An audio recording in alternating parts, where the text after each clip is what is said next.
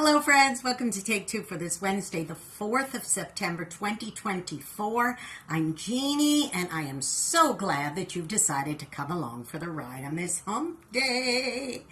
Well, I was thinking about something that happened quite a number of years ago.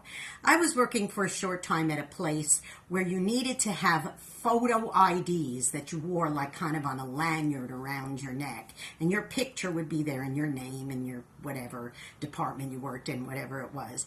And when I worked there for that short time, many years ago, I had a coworker. Her name was Karen, and she was a very nice girl, quite attractive and young.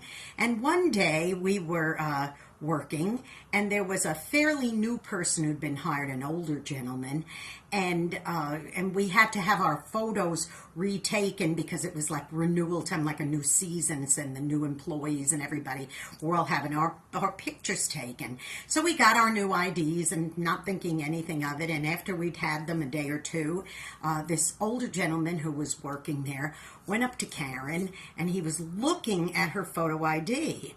And not being asked, he just picked up her photo ID, kind of looked at it like this and said, "Ooh, what a big schnozzle you have in that picture." And she went, "Excuse me?" I guess she'd never heard that word, schnozzle. And she said, What are you talking about?" He says, "In that picture, your nose looks really big." And he just walked away. And she was devastated. And she got the picture and she's looking at it and she's thinking, "Oh my gosh, look how big my nose is." And she didn't. She had an average size nose. And even if it was big, it's nobody's business but her own what size nose she has. That didn't reflect on her as a wonderful human being as she was. That just happened to be what her features were. And she had a perfectly fine nose as far as I was concerned. But she was devastated by this. And from that moment forward, she would always try to flip her name tag around so people wouldn't see it. And I think it just really, really did a number on her. And I started thinking about how flippantly that man just made that comment. Now, if he had actually quite a big nose himself, so maybe he was just more conscious of people's nose sizes, I don't know. But never in a bazillion years would any of us, Karen and myself or anybody else, would have gone up to him and told him about his pronounced feature on his face, because that's not our place to do. Because first of all, A, we don't judge people by what size nose they have. And secondly, saying a thing like that could be very cruel. I remember there was a bumper sticker that was being distributed by the Child Advocacy Center, and it said, "Words hit as hard as a fist." And I really do believe that that is true. People don't realize that once you say a thing like that, you can't unring that bell. You can't take back those words. You can't rewind and take back those words. And something like that is so unnecessary to say.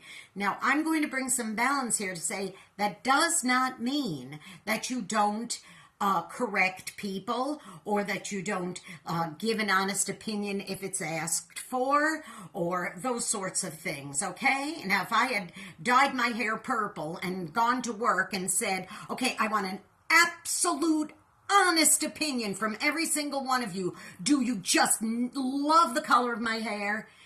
And I asked for an honest opinion, and 9 out of 10 said, "That looks ridiculous on you," that would be okay, because I'd be asking for it. That would be solicited.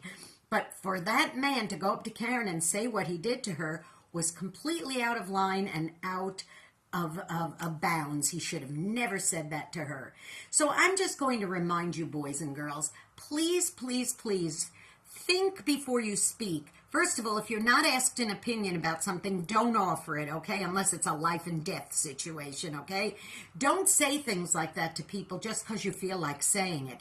Remember, words can hit as hard as a fist. So watch your words and make sure that they are sweet, Honest is okay, but when it's asked for, okay? Now listen, go ahead and be a blessing to somebody today. You never know. There might be somebody out there like Karen who had somebody say something cruel to them today. You go counteract that and be kind and be an encouragement, because that, you know what, you may end up being the only one who is. Don't forget, please, you can be an encouragement to me by giving me a thumbs up. It always helps with the algorithms.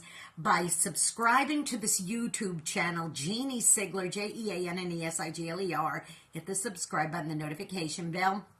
And you'll be notified every time another Take Two is posting. And also, don't forget, please follow me on X. Please just go to X, look for @JeanneNYWoman, @JeanneNY Woman, and start following me. As many followers as I could get, it would be wonderful. And don't forget also, please tune into my program Through the Eyes of a New York Woman, and you can do that on ultimateoldiesradio.com every Saturday at 9 Eastern, 8 Central, AM and PM, and an encore presentation on oldies700.com every Sunday at 5 Eastern, 4 Central, AM and PM. All right, you be blessed. You take care, and remember, always let your words be sweet and kind, okay? Because words can hit as hard as a fist. I love you. Bye-bye.